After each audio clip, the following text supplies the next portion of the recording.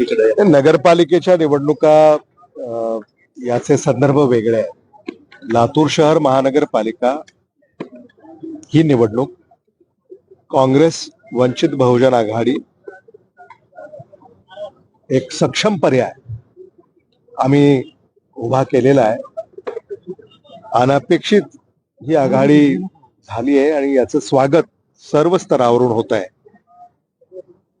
एका नव्या विचारानं, नव्या उमेदीनं, नव्या जिद्दीनं आम्ही लोकांपुढे जातोय आणि मला खात्री आहे की काँग्रेस वंचित बहुजन आघाडीचं मतदार हे मोठ्या मनानं याचं स्वागत करतील आणि त्याचं प्रतिबिंब हे आपल्याला निकालात दिसेल.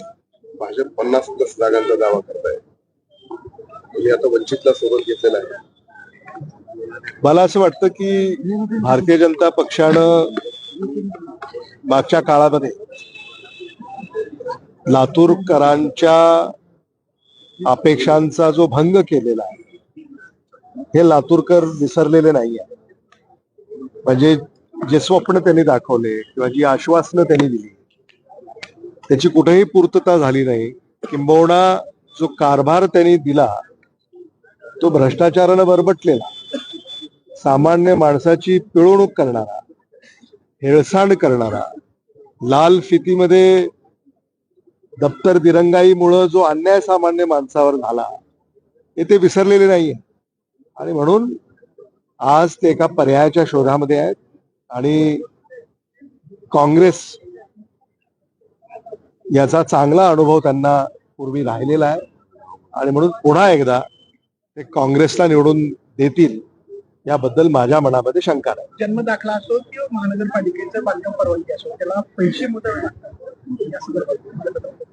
आणि खरं आहे ना, तुम्ही कोणालाही जर नागरिकांना आपण विचारलं तर महापालिकेमध्ये हा जो भ्रष्टाचार फोफावलेला आहे कोणामुळे, यापूर्वी कधी असं घडत नव्हतं.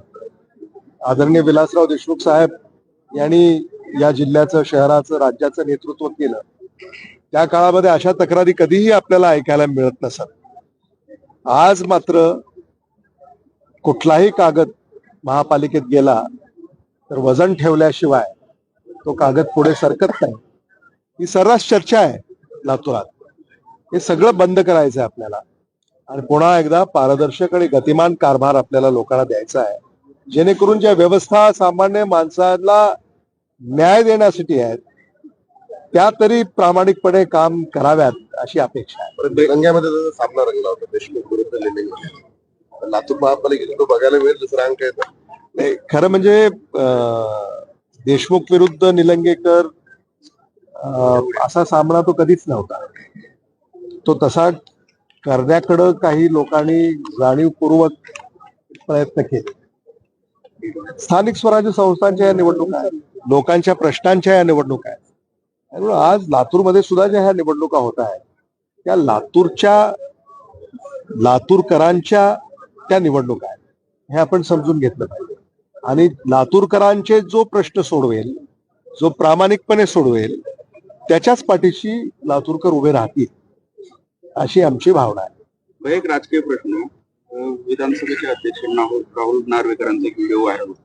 त्यातील इतर पक्षाच्या काही उमेदवारांना दरडावत आहेत, त्यांची सिक्युरिटी काढून अशी भाषा करतात आणि ते व्हिडिओ व्हायरल झाला. मला असं वाटतं ते महाराष्ट्र विधानसभेचे अध्यक्ष आहेत. त्यांच्याबद्दल टिप्पणी करण्यासाठी सुद्धा काही मर्यादा आहेत. म्हणजे ते ज्या पदावर आहेत त्याच्यावर टिप्पणी करणं हे माझ्या कक्षामध्ये बसत नाही. स्टार कॅम्पेनर कुठे कुठे तुमच्या प्रचार नाही, आता पक्ष जिथं सांगेल तिथं आम्ही प्रचाराला जाऊच. पण पक्षानं लातूर शहर महानगरपालिकेची निवडणूक ही म्हणजे लातूर शहर विधानसभा क्षेत्र हे माझं आहे आणि मी इथला लोकप्रतिनिधी आहे म्हणून इथंच मला लक्ष त्यांनी अधिक घालण्याची म्हणजे संधी द्यावी अशी मी त्यांना विनंती करणार आहे. नोटा असताना बिनविरोध नोटा पर्याय असतो, बिनविरोध उमेदवार जाहीर. काय याच्यामध्ये सत्ताधाऱ्यांनी सत्तेचा पुरेपूर सदुपयोग केलेला आहे असं दिसतं. चालतंय.